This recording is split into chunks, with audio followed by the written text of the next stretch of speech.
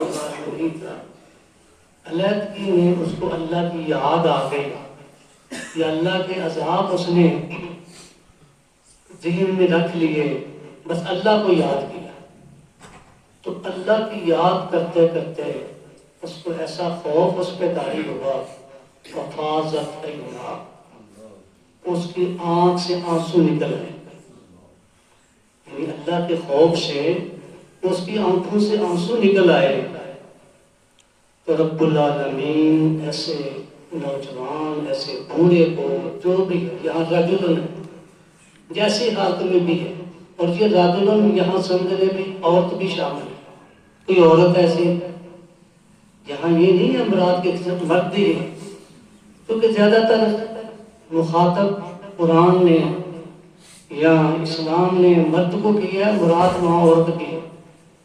تو وہاں اس کو جب خلوت میں اللہ کے ڈر سے آنسو اس کی آنکھوں میں آ گئے، اس کی آنکھیں بہہ پڑی، تو اللہ تعالیٰ ایسے خوش نصیب آدمی کو بھی قیامت کے دن اپنے عرش کا سایہ نصیب فرمائیں گے، جس دن اللہ کے عرش کے سائے کے علاوہ اور کوئی سایہ نہیں ہوگا۔ تو یہ کتنی بڑے اعزاز کی بات ہے، کتنی بڑی خوش نصیبی ہے، کتنی بڑی سعادت ہے کہ صرف خلوت میں آنکھوں سے آنسو بہا لینا اللہ کے خوف کی وجہ سے، اللہ تعالیٰ کے ڈر کی وجہ سے، تو پھر اس کو عرش کا سایہ مل جانا۔ اور میں پہلے عرض کر چکا ہوں، جس کو عرش کا سایہ مل جائے گا وہ بڑا ایک وی آئی پی آدمی ہوگا، اس کو پروٹوکول مل رہا ہے، اس کو کوئی خوف دور نہیں ہوگا، وہ سنگلے حساب و کتاب سے بری ہے، اسے کوئی غم نہیں ہوگا، کوئی ٹینشن، کوئی پریشانی نہیں ہوگی، بلکہ اللہ کا قرآن یہ فرما رہا ہے وَلِمَنْ خَافَ مَقَامَ رَبِّهِ جَنَّتَانِ، جو اپنے رب کے سامنے پیشی سے ڈر کے اس کو 2 جنتیں ملیں گی، اور آگے بڑھتے جائیں تو اللہ فرماتے ہیں 2 اور ملیں گی، اور ان 4 جنتوں کی خصوصیات دوسری جنات سے علیحدہ ہیں، ان کی خوبیاں، ان کے پھل، ان کے چشمے، ان کی آبشاریں، ان کی حوریں، ان کے حوروں کے لباس، ان کی علیحدہ خصوصیات ہیں۔ تو یہ صرف ان لوگوں کے اللہ نے تیار کر رکھی ہیں جو اپنے اللہ سے ڈر چاہتے ہیں۔ تو یہ میرے بھائیوں، ہمیں اللہ تعالیٰ اپنا خوف نصیب فرمائے۔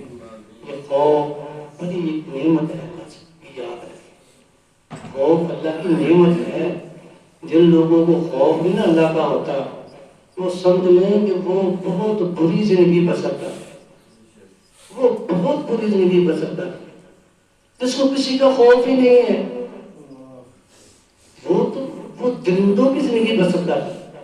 آپ دیکھتے ہیں نا جنگل میں درندوں کو کسی کا خوف نہیں ہوتا، کسی کا خوف ہی نہیں ہے، وہ تو درندگی ہے۔ انسان میں انسانیت اسی وقت آتی ہے جب اس میں اللہ کا خوف آ جاتا ہے۔ انسانیت کا مطلب یہی ہے کہ خوف خدا ملے۔ تو اللہ رب العالمین مجھے اور آپ سب کو اپنی ذات کا خوف نصیب فرمائے، اور ہمیں آپ سب کو کبھی نہ کبھی زندگی میں علیحدگی میں آنکھوں سے آنسو بہانے کی توفیق دے دے۔ تو پھر کیا خوشی ہوگی، کیا منظر ہوگا کہ لوگ ترساں ہو رہے ہیں، لوگ اپنے اپنے پسینوں میں ڈوبے ہوئے ہوں گے، کہہ رہے رب نفسی نفسی نفسی، ہر طرف پریشانی کا دور دورہ ہوگا، اور کتنا سخت ترین دن ہوگا۔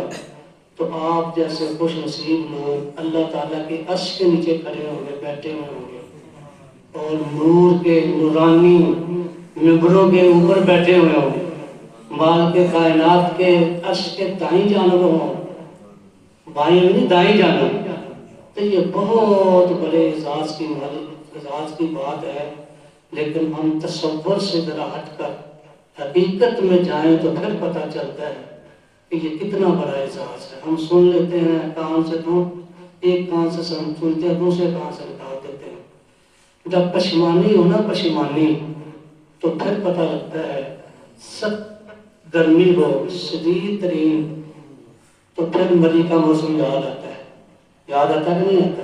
آئے گا ہم کو 10 جولائی اگست میں بڑا آتا ہے جب یہ کالر نا کالر یہ بھی کہتے ہیں یہ کالر کیوں لگا ہوا ہے. جب جسے ہم کہتے ہیں پٹ کا موسم پتھروں کے نیچے بھی سکون نہیں اے سی سکون دیتا ہے. تو اس وقت ہمیں پتہ چلتا ہے کہ یہ چیزیں کتنی نعمت ہیں.